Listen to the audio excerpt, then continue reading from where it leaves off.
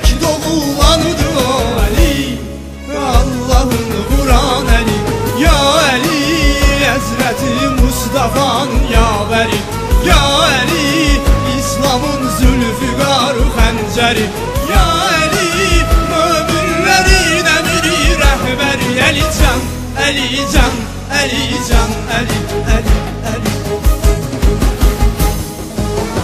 Əlidir dillərə dastan, Əlidir natiqi Qur'an. Odur Allahın vəlisi, Rəsulun cigər parəsi. İslamın qüruru fəxri, Qur'anın canlı bənzəri. O canını fəda eylədi, öz qanını halal eylədi.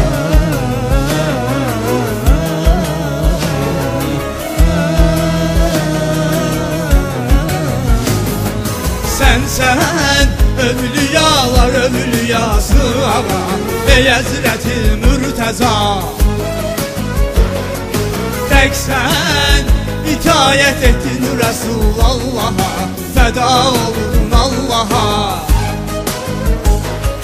Ruku halında tək zəkat verəndi Əli, Qur'an-ı Kərimdədir.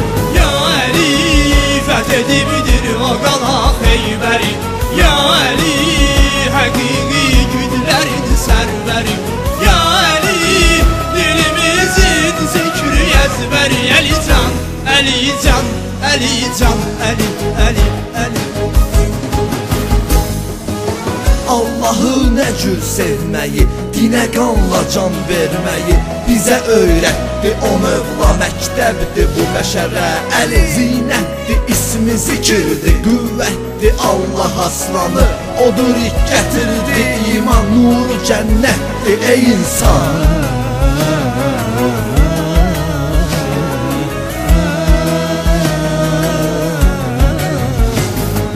Sənsən övliyalar övliyası ağa, ey Həzrəti Mürtəza. Təksən itayət etdin Rəsulallaha, fəda oldun Allaha.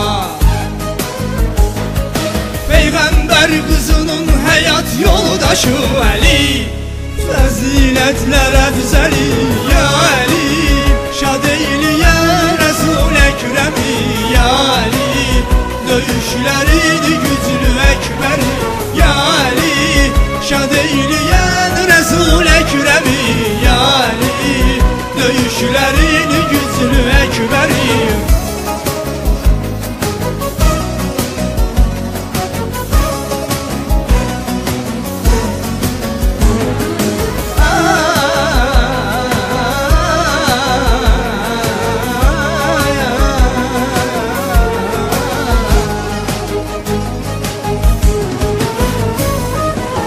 İstərsə hədislər ilə, istərsə ayələr ilə, istərsə surələr ilə, Əlidir təfsiri Qur'an.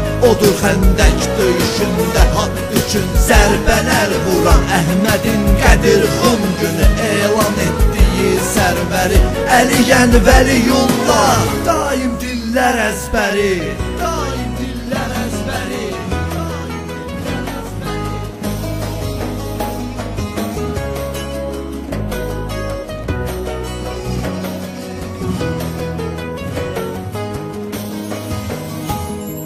Kəbə evində tək doğulandı o Əli, Allahın Quran Əli. Sənsən övliyalar övliyası ağa, ey Həzrəti Mürtəza. Təksən itayət etdin Rəsulallaha, fəda oldun Allaha. Kəbə evində tək doğulandı o Əli, Allahın Quran Əli.